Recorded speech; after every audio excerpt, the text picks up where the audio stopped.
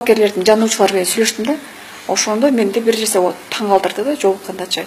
Айрым талапкерлердин жандоочулары эгерде Адахан Мадумаров президент болуп калса эмне болот деген суроолорду берип аттым да мен.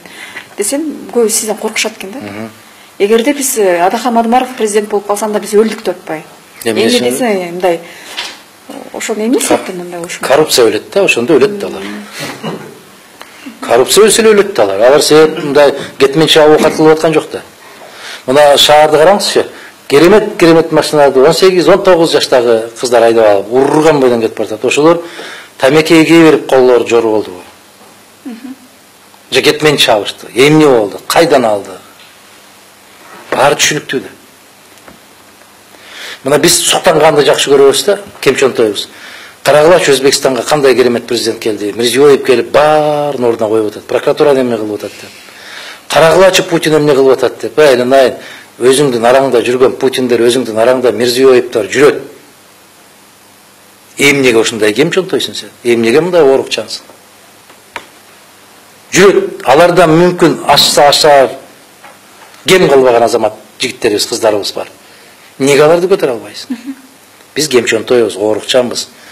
Мына кече кайдан жайдан алып келип, эчен акчаларды алып келип төлөтүп, Стивен Сигалды сүйлөттүрүптүр, уктум мен, көргүлө элекмин. Дүйнөдөгү башкы буддисттердин бир символу. 5 убакыт намаз окуп, Алладан калбаган кишини колдоп койгула деп келиптир, имиш. Кыргызстанга. Өзбекстанга сырттан киши келип, ушуну президент кылып койгула деп айта албайт, айттырбайт дагы алар. Жалгыз ээси жок кыргызга гана айтылат. Анысы да келип айтып кетет, мунусу да келип айтып кетет, муну президент кылгыла, аны президент кылгыла. Себеп Салижан Жигитов айткандай, башка жактан келип айтса көбүрөөк ишенген калппыз да биз.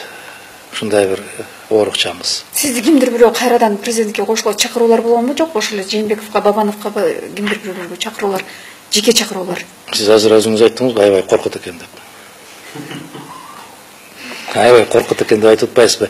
Жээнбеков чакырайын деп мүмкүн аябай каттуу мындай бир тызылдап аткандыр, бирок чакыртпайт. Ал өзү чечпейт. Жанында кимдер болушу керек, командасы кандай болуш керек, эмне деп сүйлөш керек, ал өзү чечпейт тилекке каршы.